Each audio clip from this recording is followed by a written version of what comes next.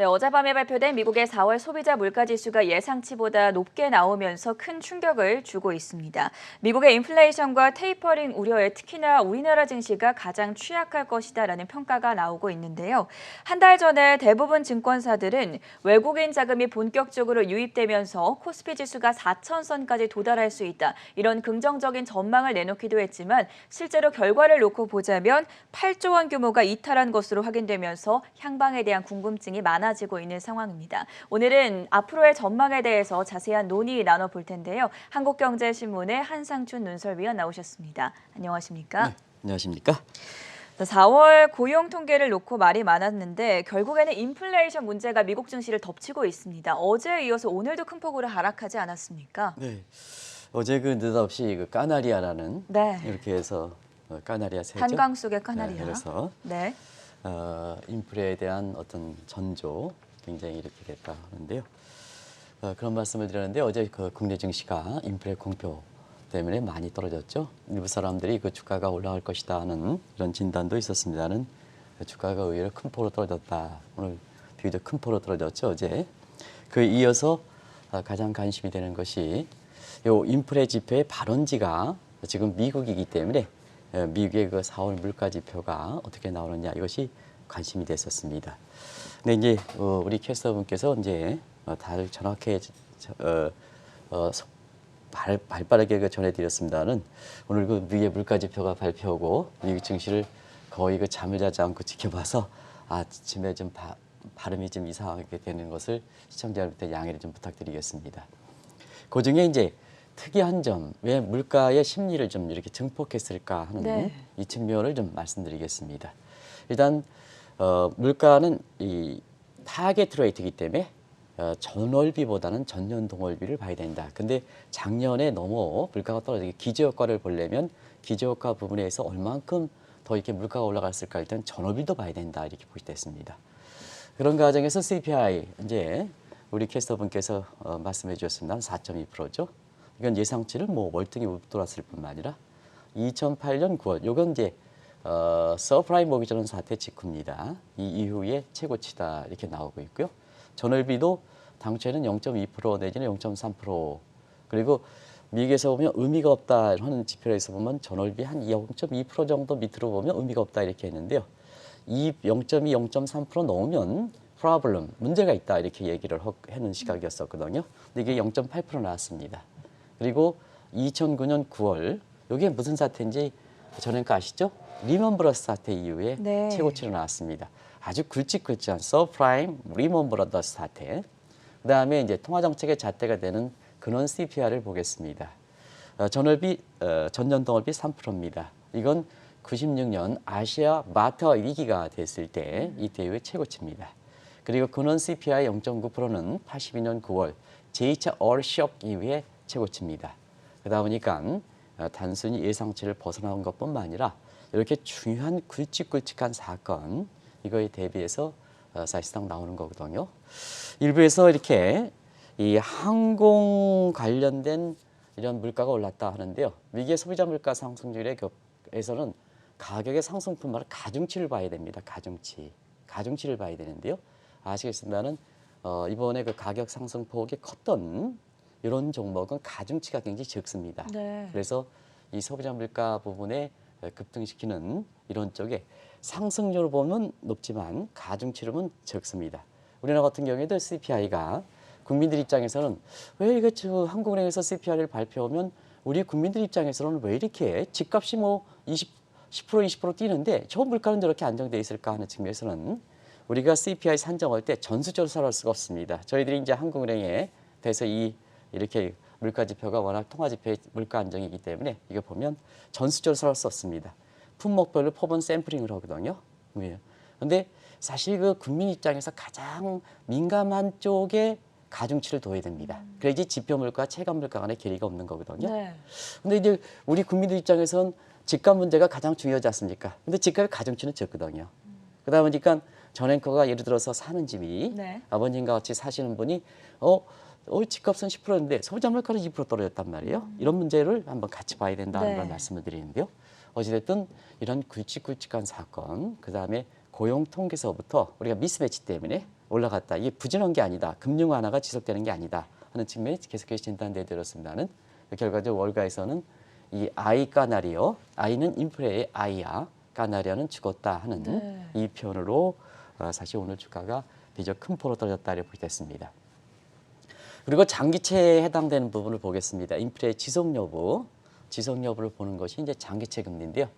장기채 금리 아시겠습니다는 지금 상태에서 7일 날 고용 쇼크라고 하는 신규 창출 부진이라든가 그다음에 실업률이 증대하게 나왔던 이때 장중한 때 1.48%. 이게 7일 날 8시 30분, 15분, 30분 사이였습니다. 1.48입니다. 오늘은 불과 며칠입니까? 그것도 10년물 국채금리이다. 1.69%까지 올랐습니다. 결과적으로 보면 모든 그 지수가 이렇게 다 떨어지긴 했지만 경기 민감주가 이렇게 많이 있는 다우존스는 2% 떨어진 데 반해서 이 국채금리 미래 기대 가치가 영향을 받고 있는 나스닥 지수 같은 경우에는 지금 한 2.7% 떨어졌죠. 비교적 큰 폭으로 떨어지는 배경이 됐다는 걸 말씀드리겠습니다. 오늘 소비자 물가지수 충격에 이어서 우리 시간으로 오늘 밤에 발표되는 PPI라고 하죠. 생산자 물가에 대해서도 관심이 상당히 높지 않겠습니까? 특히 주식 투자하는 입장에서는 굉장히 네. 중요한 게 주식 투자 미래에 대해서 투자하지 않습니까? 네. 그래서 지금 물가가 4월달 발표하고 있습니다는 향후의 물가는 어떻게 될 것이냐. 지금 지속 여부가 중시하지 않습니까? 그런 과정에서는 주식 투자 입장에서는 생산자 물가가 더 중요하다 이렇게 보겠습니다. 그런 과정에서 한번 볼게요. 자, 이 미국은 미국 국민들의 사실 그 경제 고통과 관련돼 있는 경제 지표의 의미는 미 국민들의 경제 생활을 어떻게 평가하느냐, 보느냐 하는 것이 굉장히 중요하거든요. 폼 잡기 위해서 그런 게 아니고 미 국민들이 지금 경제적으로 고통이 완화되느냐 높으느냐. 그래서 모든 경제 지표가 있습니다는 특히 미저리 인덱스에서 경제 고통 지수에서 우리가 중앙은행의 양대 목표가 물가 그리고 실업률 아니겠습니까? 네. 그걸 합한 것이 경제 미저리 인덱스다 이렇게 보여졌습니다. 그걸 잣대로 해서 통화 정책을 강구한다 이렇게 보여졌습니다. 미 국민 소비자죠. 소비자. 그래서 오늘 발표된 근원 CPI는 통화 정책의 잣대를 활용하는 겁니다. 그래서 근원 CPI 그래서 중요한 겁니다. 근데 자, 주식 투자는 미래지 않습니까? 그래서 이 물가의 상승세가 지속되느냐 여부에서는 생산자 물가는 지금은 기업들이 A 기업의 물가가 생산자 물가가 올랐다 하면 이걸 나중에 소비자 물가에 전가시키거든요. 네. 예를 들어서 전 앵커가 이 빨간 색연필 이게 좀 너무 그렇습니까? 예를 들어서 좀 이렇게 폼나는 아이와 관련된 이렇게 탁 해서 회사를 차렸다. 네. 근데 저 한상준 논설위원이라는 사람들이 와가지고 지금 AI와 관련된 게임이라든가 이런 거 관련된 사람이 공급 부족이다 보니까 이렇게 으쌰 해가지고 지금 국내 게임 업체가처럼 2천만 원, 3천만 원 연봉으로 줬다 하면 반드시 뭐냐 과거처럼 소비자에게 전가시키기는 어렵은 측면이 있습니다. 어쨌거나 기업 입장에서는 자, 이 임금 코스트가 증가하면 마진이 적기 때문에 소비자에게 네. 전가시켜야 되거든요. 그럴 수밖에 그래서 없죠. 소비자 물가가 나중에 이렇게 반영된다 이렇게 됐습니다. 그런 과정에서 사실 생산자 물가가 주식 투자 관점에서는 굉장히 중요하다 하는데요. 소비자 물가가 오늘 발표한 데에서 미국 시간으로 내일, 지금 아직 이제 저녁이니까. 네. 그런데 우리 시간으로는 오늘 저녁 때 생산자 물가가 발표돼서 월가 입장에서는 이 또한 소비자 물가에서 주목되고 있다 이렇게 보여졌습니다. 근데 문제는 중국의 PPI거든요. 양대 있고 또 세계의 제조업의 공장입니다. 그러다 보니까 중국의 PPI가 6.8% 나왔거든요. 예상치를 6.5% 크게 상회했습니다. 네. 미국은 통계 방식이 전년 동월비 방식입니다. 그래서 아마 세계 제조업의 중심이다 하니까 PPI가 상승하면 결국은 소비자에게 전가시키지 않겠느냐. 그래서 세계 경제의 아이공포, 인플레 이슈를 따서 아이공포 얘기가 나오는 거다 이렇게 됐습니다. 그런데 지금은 미국의 그 생산자 물가는 예상치보다 좀 높게 나오지 않겠느냐. 왜냐? 공급 차질이 많았죠. 그동안. 어제도 이제 말씀드렸습니다는 자, 노동력 공급 차질. 네. 그다음에 사실 그 반도체 공급 차질. 니켈이든가 아연 공급 차질. 다 차질이죠. 차질. 그만큼인데요. 미국의 생산자 물가에서 많은 비중을 차지하는 게 임금이거든요. 임금이 지금 전문직은 수요가 많은데 공급해줄 사람이 없고 네. 이렇기 때문에 또 소매하는 사람들은 지원금 때문에 소기업들은 일자리는 많이 구하는데 지원금 때문에 내가 지금 이렇게 충족해 있으니까 거기 노동시장에 그렇죠. 진입하지 않는다는 네. 얘기거든요. 그러다 보니까 뭐냐? 가용 노동력 인구, 가용 노동력이 굉장히 제한돼 있지 않습니까? 구인 단위 겪지 않습니까? 그러면 저는 그 어떤 이렇게 훌륭하신 분들을 자 구인 단위 성차에서 스카우트 하려면 1년에 이렇게 게임 업체 같은 게 2천만 원, 3천만 원 줘야 된다는 얘기거든요. 저는 그거는 뭐 2천만 원, 3천만 원 줘도 안 오시겠습니다는. 결과적으로면 이렇게 생산자 물가 같은 경우에는 소비자 물가보다는 당초보다는 되게 높게 나오지 않겠느냐 네. 이런 것이 월가 입장에서 지금의 물가와 관련해서 지속 가능성 그 페드 인사들이 자꾸 일시적이다 하는 게 시장에서 먹히지 않는 요인이다 네. 하는 걸 말씀드리겠습니다. 이렇게 4월 소비자 물가가 예상을 크게 웃도는 결과를 발표함에 따라서 본격적으로 인플레이션에 대한 논쟁이 벌어지고 있는데요. 월가에서는 어떤 발언들이 나오고 있습니까? 네, 사실은 이번에 소비자 물가는 굉장히 네. 중요한 문제거든요. 왜냐하면 이 물가 문제 같은 경우는 바이든 정부에 사실 백신이 보급되면서 붙이면 돈 많이 풀었고 회수하지 못한 상태에서 자 시스템상의 문제가 없는 거 아니겠습니까? 인슐레이션 전련대에서 네. 이렇게 떨어져서 붙이면 되니까 세계 경제 성장률 푹 빨리 올라가지 않습니까? 세계 경제 푹 빨리 올라가는데 돈은 거두지 못하지 않습니까? 그러다 보니까 세계 경제가 푹 올라가다 보니까 경기가 있던 디맨드 풀 사이의 인플레와 그다음에 돈이 많이 공급한 부분에 대한 이렇게 인플레 오력 이것이 갑작스럽게 한꺼번에 닥치지 않습니까? 그래서 한꺼번에 닥친다. 공선성, 지금의 공선성, 리니얼 공선성에 코스트 푸시와 디맨드 풀 사이의 복합 요인이 결합됐다 해서 다중 공선성 이렇게 인플레라는 얘기를 거기에 쓰는 겁니다. 지금의 동시대에서 여러 가지 요인이 겹치다 보니까 이렇게 그렇다. 다시 그러다 보니까 이제 오늘 소비자 물가가 이렇게 되다 보니까 그동안 우리 했던 이런 인플레를 지정했던 사람들이 네. 오늘 아주 득세를 하는 거죠. 우리 한국경제TV 통해서는 아마 이런 문제를 좀 말씀드렸던 겁니다. 자, 파월 의장은 지속적으로 인플레는 일시적이다. 우려할 바 아니다. 지금도 그런 입장이죠. 그래서 금리 완화는 시장이 흔들리지 않고 지속해 나가겠다. 이 입장이었었죠. 근데 오늘 소비자 물가가 이렇게 당초 예상보다 월등 유동 겁니다. 네. 0.2에서 0.8의 구속하는. 자, 그동안 인플레를 추정했던 사람들이 아주 득세를 하는 거죠. 그 사람들을 한번 보겠습니다. 레리 서머스, 미 하버드 교수입니다. 캐너스 로커프 교수, 미국 하버드 교수입니다. 브랭시아로, IMF 스텝 이코노미스트 최고로서 가장 경제를 잘 보는 사람입니다. 퍼거슨 얘기에 대해서 한번 말씀드린 적이 있고요. 예. 그다음에 미국 바튼 스쿨의 증시에 대해서 굉장히 우호적 입장을 취하고 있는 제라미 스겔도 앞으로 몇 년간은 하이퍼 인플레이션을 볼 거다. 20% 30% 볼 거다. 그리고 자 여기에 파월 입장과 그다음에 제닛 앨런 입장의 중재자 역할을 고용이라든가 지금 인플레에서는 갈등을 보이지 않습니까? 서로가 네. 입장차. 그래서 캐스팅 보트를 갖고 있는 미국 백악관 이건 바이든 대통령의 일종의 에이전시 역할을 하는 거죠. 제안 사커 같은 경우는 사커 같은 경우는 인플레 문제를 심각하게 받아들이겠다 하는 입장을 표시했죠. 그리고 자 시장과 국민은 사실은 그동안 파월 의장이 물가 문제가 없다 이렇게 얘기했지만 봐라 지금 장바구니 물가는 월등히 올라가지 않았느냐. 아까 서 의사께서 호텔 가격, 항공 가격 그게 이제 전부 체감 물가에 해당되는 네. 부분이거든요. 그럼 많이 올라갔지 않느냐.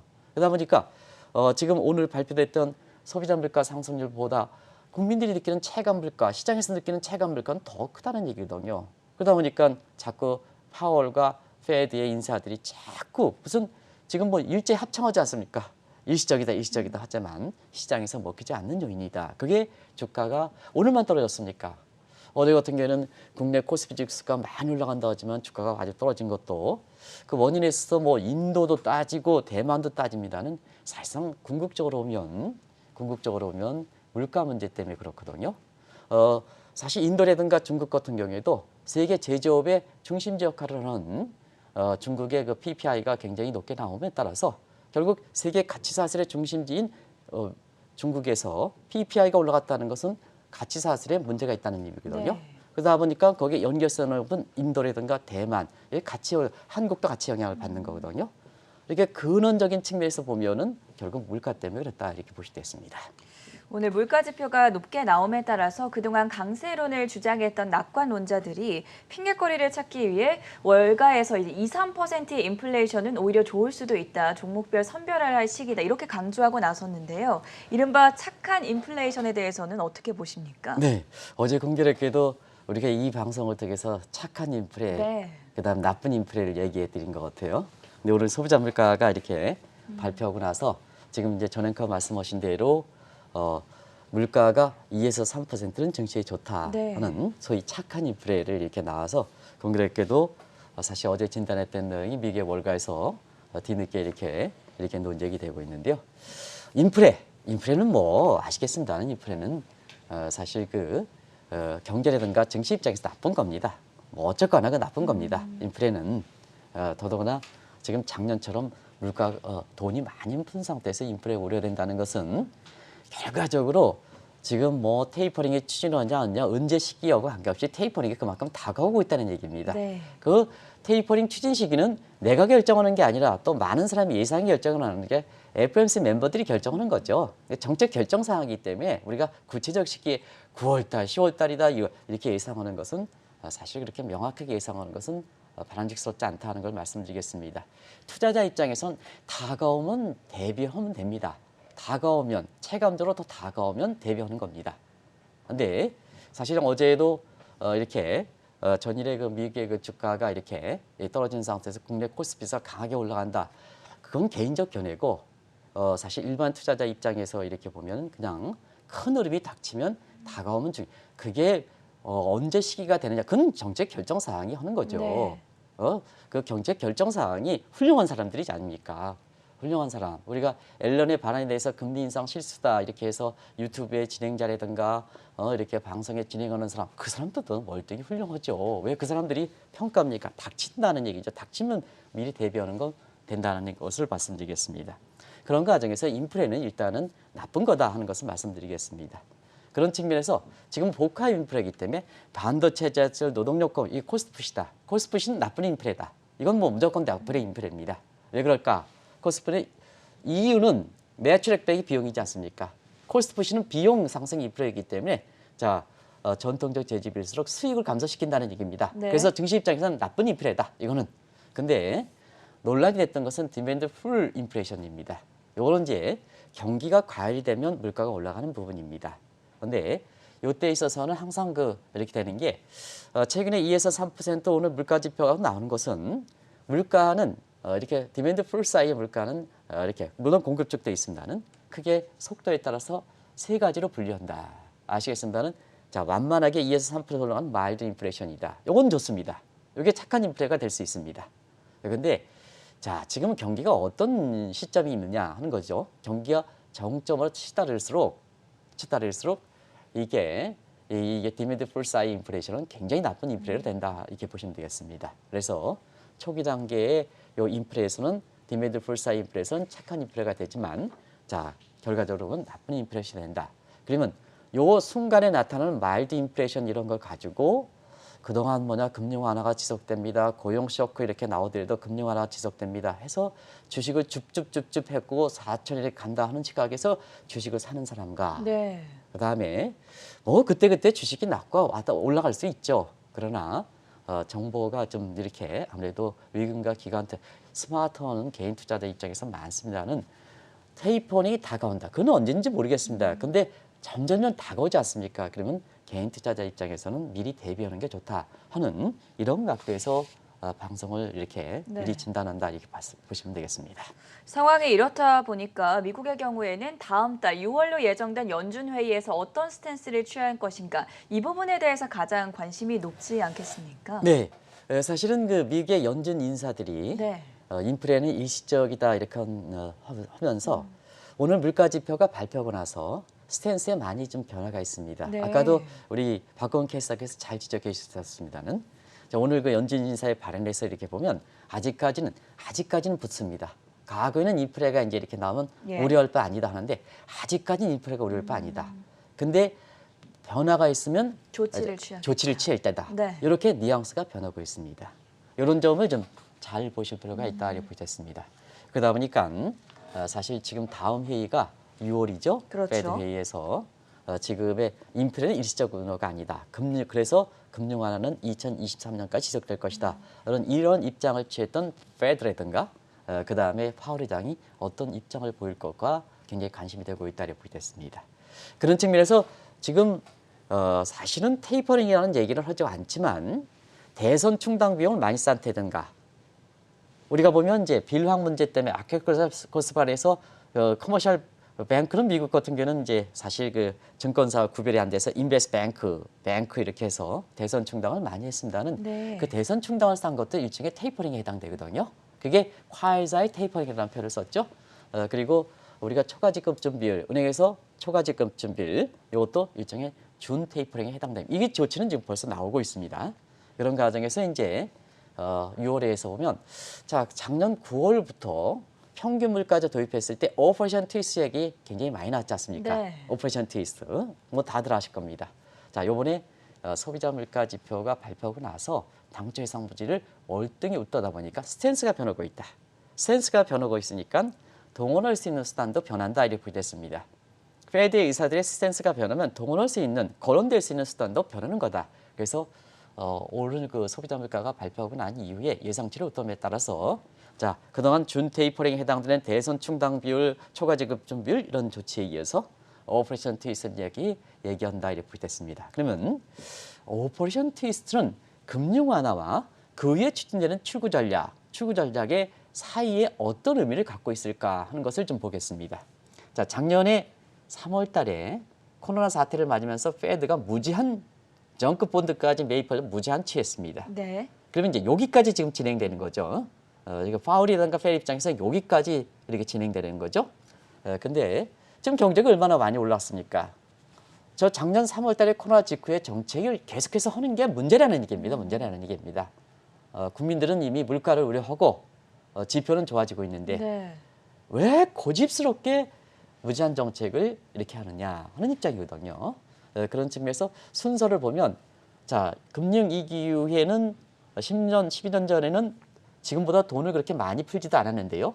자 무제한에 이어서 선시트 일몰장으로 갔고 자 이제 출구 전략 시작합니다. 시장에서 일몰 태양은 떠오르면 반드시 지지 않습니까? 그 시안을 주고 그다음에 그 위에 오퍼레이션 트위스트 가고 2012년 10월 달에 양적완화 종료하고 그다음에 2015년 12월 금리 인상으로 갔던 거거든요. 네. 근데 오퍼레이션 트위스트 정책 지금 이제 페드는 무제한의 지금 원칙을 취하고 있지만 자 오퍼레이션 트위스트까지 나온다는 것은 자 돈 풀고 회수하고의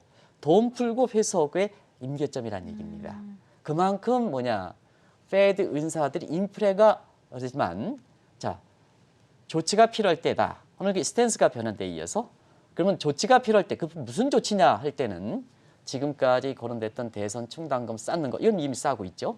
그다음에 사실 초과지급 준비 이번에 그 서퍼 심포지엄에서 이것은 해야 된다는 입장으로 변했고 그다음에 이번에 소비자 물가 상승률을 OT 쪽으로 저 돈을 푸는 단계에서 돈을 이제 조이는 단계로 곧 임계점에 해당되는 OT까지 통화정책 수단이 거론되는 수단이 이렇게 되는 것도 네. 우리가 시청자 여러분께서 주목하실 필요가 있다는 걸 꼭 좀 말씀드리겠습니다.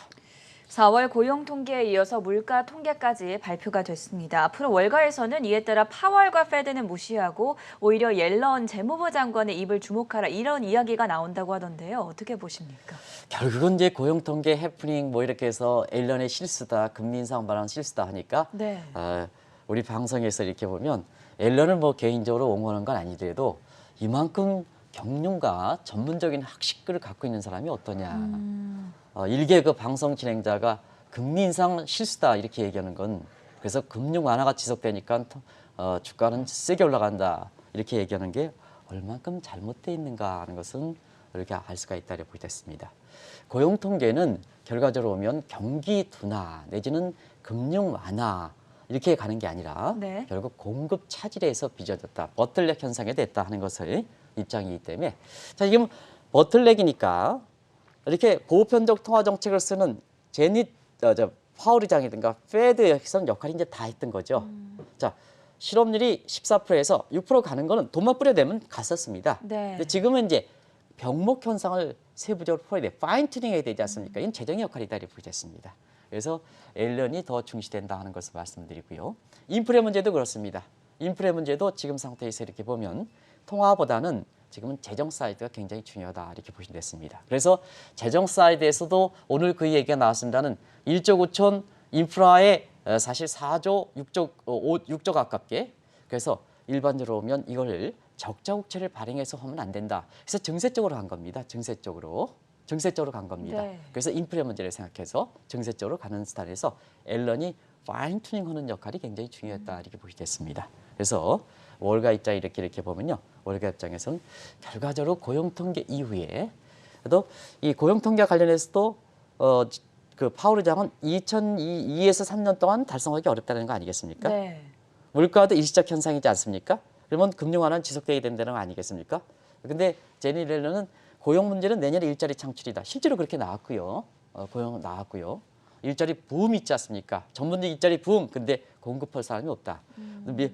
소기업도 일자리 붐, 구인난 이렇게 빠지지 않습니까? 근데 네. 지원금 때문에 일자리 안 간다 이겁니다. 이게 이제 실질적으로 입증이 됐지 않습니까? 그래서 그러다 보니까 임금이 많이 올라가고 있습니다.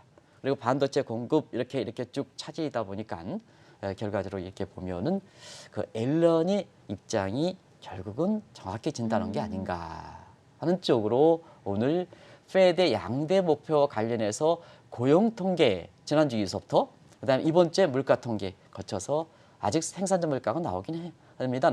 통화정책 사이드에서 앞서 말씀까지 생산자 물가가 준 게 아니라 국민의 입장에서 미저리 인덱스에 해당되는 소비자 물가, 그래서 그는 CPI, 네. 그다음에 자 실업률 이렇게 되죠. 그래서 통화정책 사이드에선 두 가지 논란이 됐던 것이 결국은 앨런 의장 쪽으로, 앨런 장관 쪽으로 이렇게 귀결됐다. 그래서 사실은 세계적 석학이는 이런 분들이 굉장히 물론 최근에 그 뉴노멀 환경에서 좀 곤혹스러운 환경도 있지만 역시 지금 상태에서는 경륜이 굉장히 중요하다. 그래서 방송에 진행하는 사람들이 자기 개인적으로 해서 앨런 의장의 실수다 이렇게 해서 한동안 혼란을 일으켰던 이런 부분에 대해서는 굉장히 방송 책임자들이 저도 포함하겠습니다는 굉장히 아주 신중하게 발언해야 된다는 걸 꼭 좀 말씀드리겠습니다. 옐런의 금리 인상 발언이 실수가 아니라 오히려 고도의 묘수였을 수도 있다라는 평가를 함께 짚어드렸고요. 테이퍼링 시점이 점점 다가오고 있습니다. 이에 따라서 신흥국들이 가장 취약할 것이다. 이런 평가에 대해서는 어떻게 바라보실까요? 결국 테이퍼링 문제죠. 네. 테이퍼링은 다가오니까 신흥국 입장에선 이렇게 테이퍼 텐트림 긴축 발작이 되는 거죠. 우리가 이제 증시를 한국 증시를 볼 때 네. 항상 이렇게 이게 어째는 또 대만 증시하고 어떤 또 인도의 공급 어제는 같이 사설을 하는데요. 인도의 코로나 문제는 어제 일이었습니까? 예. 어제랬습니까? 갑작스럽게 뭐 반도체 공급 차질이 됩니까? 공급 차질. 그러면 그 전에는 공급 차질 문제가 그 당장 닥친 문제입니까? 코로나 확진자 수를 보면 인도 같은 경우에는 사실상 국민들의 체감적인 수준은 극도의 공포 상태는 지난 단계거든요. 우리가 보면 이제 체질화되고 있다는 이제 체질화되고 있다는 얘기입니다. 그런 측면에서 이 증시를 이렇게 해설할 때 증시 해설하는 요인은 많이 있습니다는 느닷없이 인도, 느닷없이 대만 이렇게 얘기하니까 시청자분께서 굉장히 혼란스러운 겁니다. 혼란스러운 겁니다. 공급 차질이라는 게 순간순간 공급 차질이 되는 건 아니지 않습니까? 이 가치 사슬 문제는 내가 기업을 들어가기도 어렵습니다. 기업을 처리하기도 어려운 거거든요. 가치 사슬 문제는 기업이 들어가냐 안 하냐 연계 문제지 않습니까? 코로나 확진자 문제가 갑자기 불과해서 가치 사슬의 중심이 무너진다 이렇게 얘기하면 사실은 시청자분, 이 현명하신 시청자 입장에서는 아무리 방송 해설자들이 그렇게 얘기한다 하더라도 공감이 되지 않는다는 의미입니다. 공감이. 그런 각도에서 지금은 미국의 이렇게 테이퍼 텐트림이 어쨌거나 테이퍼링 문제가 다가옴에 따라서 신흥국에서 불안한 신흥국에서는 사실 테이퍼 텐트림이 발생하는 거다 이렇게 됐습니다. 그래서 테이퍼 텐트림은 다 아실 거로 이렇게 봅니다.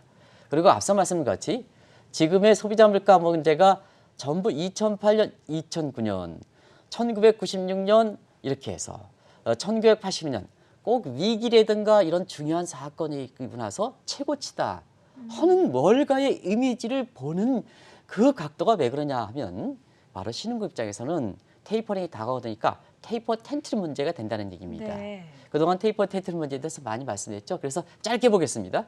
이 1990년도 아시아에서 자금이 이탈했습니다는. 그게 태국의 바트를 비롯한 외환위기입니다는.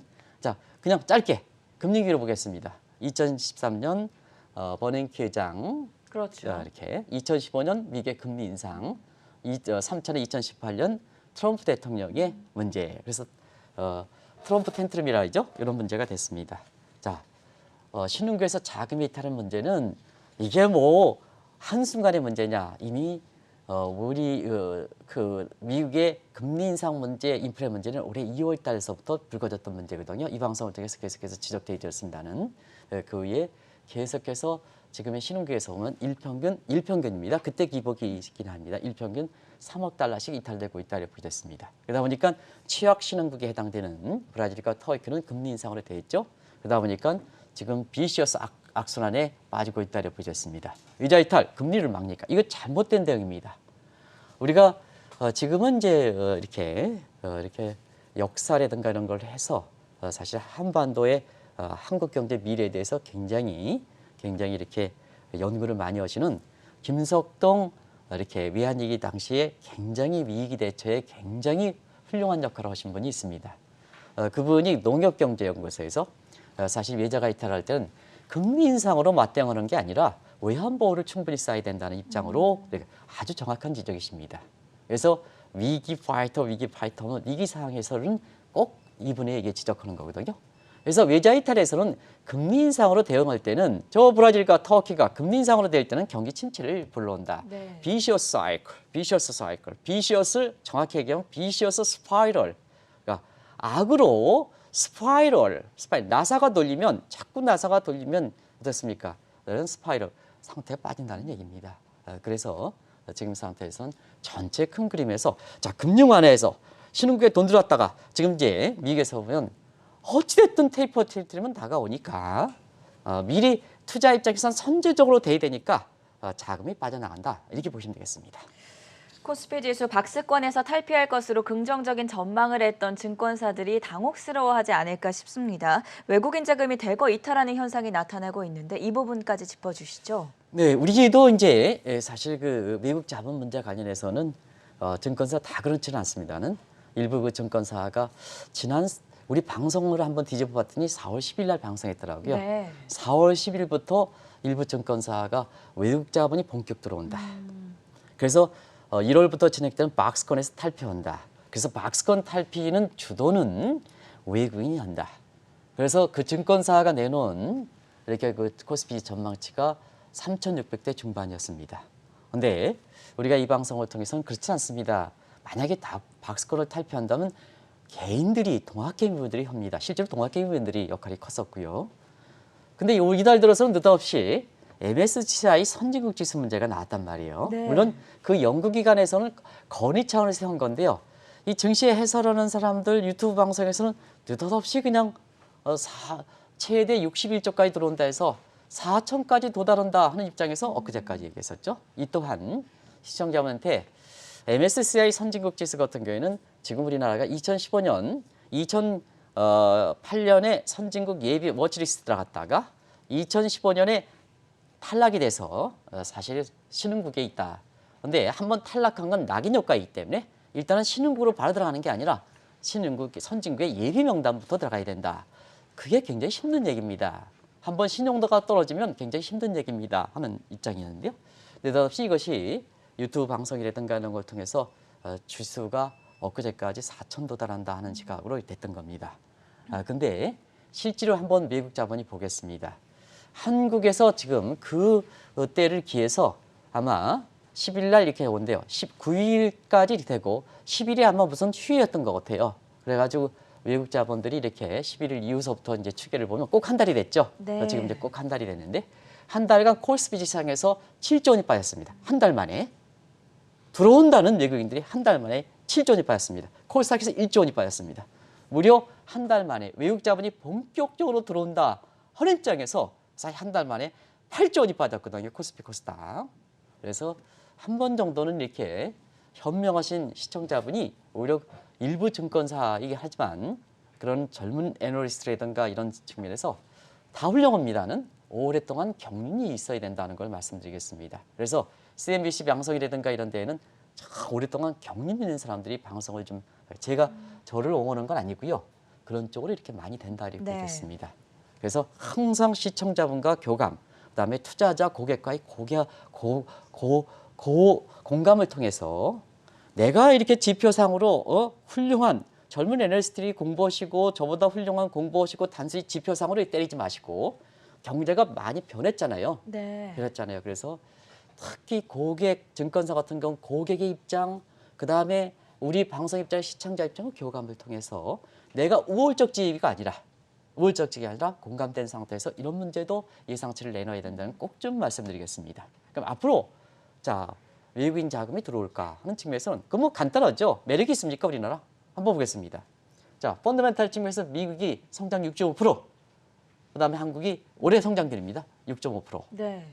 뭐 일부에서 얘기하는 4%까지 저 문재인 대통령이 이렇게 4주년에서 얘기했던 4%까지 얘기한다 하더라도 미국이 매력이 높습니다. 그리고 우리 정책 불확실하지 않습니까? 대선 전국 시작합니다. 근데 어제 철학과 관련해서 굉장히 훌륭한 공부를 많이 하셨던 이렇게 김시도 그 기업의 사장도 이렇게 사실 그 연구기관보다 더 훌륭하신 분이 많거든요. 이분이 대선 전국 시작하면 정치라는 것은 원래 본질이 통합, 화합이다. 저는 이 말에 아주 깊은 감명을 받았습니다. 정치인들이 마장에 갈등을 통합시킨다 하는 측면에서 보면 지금의 한국에 특히 문재인 정부 들어와서 이게 혼탁한 상황이 됐을까 하는 측면입니다. 근데 한국에 이게 대선 전국이 시작하면서 일단 두 가지죠. 대선 후보가 난립하고 있습니다. 두 번째 정치적 측면에서는 통합이 아니라 본질인 통합이 아니라 갈등을 하는 프레임에 갇혀서 갈등하니까 자, 한국에 지금 사실 그 자금이 들어올 매력이 있습니까? 네. 그런 측면에서 한 번 정도는 이렇게 미국의 물가지표 테이퍼 텐트럼 얘기를 한 3번 정도는 생각해보실 대목이 된다 하는 걸 말씀드리겠습니다. 인플레이션과 테이퍼링 우려가 월가를 덮쳤습니다. 오늘 밤에 발표되는 생산자 물가지수 그리고 다음 달로 예정된 6월 연준 회의까지 주목을 해보면서 앞으로의 증시 전망, 향방과 함께 국내 증시에 미칠 영향까지 종합적으로 들어봤고요. 지금까지 한국경제신문의 한상춘 논설위원이었습니다. 고맙습니다. 네, 고맙습니다.